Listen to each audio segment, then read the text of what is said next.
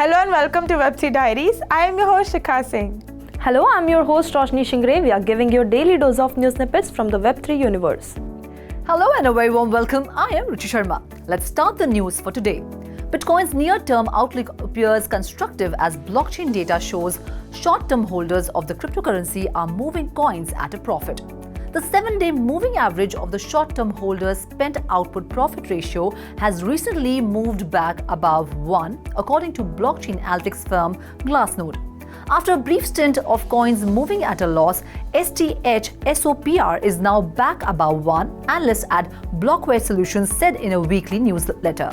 This is bullish for near-term price action as it shows capitulation from short-term holders. The short-term holders' SOPR of more than 1 means the average short-term holders in the market is selling coins at a profit.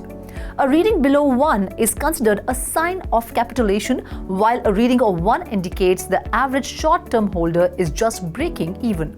The SOPR is calculated by dividing the realized dollar value of a spent output by the value at output creation to reflect the degree of realized profit for all coins moved on-chain. The short-term holder SOPR is focused on all wallets that have held onto their coins for less than 155 days.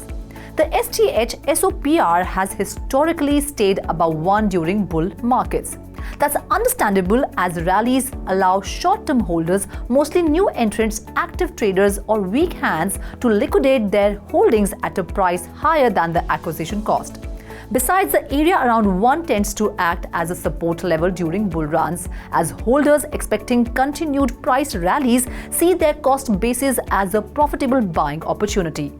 On the flip side, level 1 acts as resistance during bearish trends. The STR-SOPR crossed above 1 in January, signaling a bullish trend reversal and has since tested the support twice. Bitcoin has rallied above 68% this year, according to CoinDesk data. At press time, the cryptocurrency was trading near $27,900, having put in a high of $28,441 during the overnight trade, CoinDesk data show. Bitcoin's long-term holders also turned profitable a month ago, signaling a major bullish period ahead. Over to you, Shikha. Russian lawmakers have decided to end plans for creating a state-owned cryptocurrency exchange, planning instead to set rules and regulations for already existing enterprises, a Russian news outlet reported on Sunday. Colin Wu of Wu Blockchain broke the story on Twitter early Monday morning. He linked a translation of a Russian news outlet that explained that the country's new focus would be to allow private companies to build crypto exchanges. According to the news report, Ivan Shabashko, the director of the Financial Policy Department of the Ministry of Finance for the Russian Federation, said the ministry did not support the establishment of one national crypto exchange.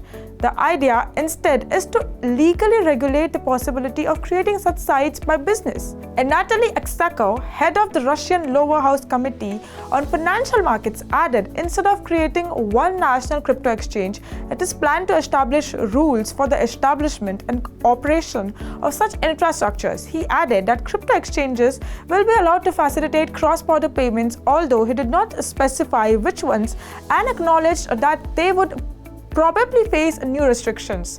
The central bank will probably regulate the work of these platforms and that the institution will manage international settlements within the regulatory framework of the country. Several of the private crypto operators within the Russian Federation were encouraged by the news. The private sector's positive view should come as no surprise as Russia ranks 137 on 180 countries on the 2022 Global Corruption Index, suggesting that the need for caution in their safety endeavors. Today's news comes amid ongoing Western-led financial sanctions against Russia after its invasion of Ukraine. Despite the history of mixed signals, today potentially marks a new chapter in the government's relationship with cryptocurrencies. Over to you, Roshni. Bali's government is reportedly warning tourists that they will suffer harsh penalties for any payment made using cryptocurrencies.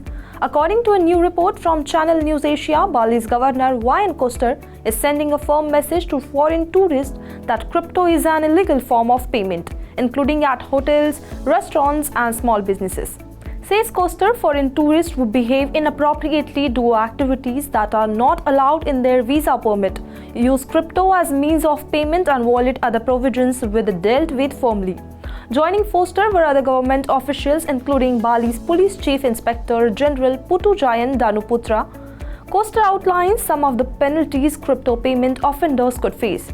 Strict actions range from deportation, administrative sanctions, criminal penalties, closure of business premises, and other tough sanctions. Costa also issued a warning that in Indonesia it is prohibited to use any currencies other than the rupiah.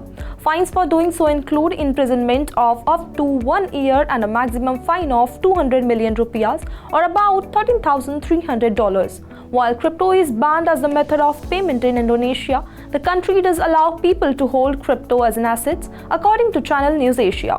That's it in today's special segment. For more such updates, watch 3.tv or log on our website www.3versetv.io or scan the QR code. Thank you.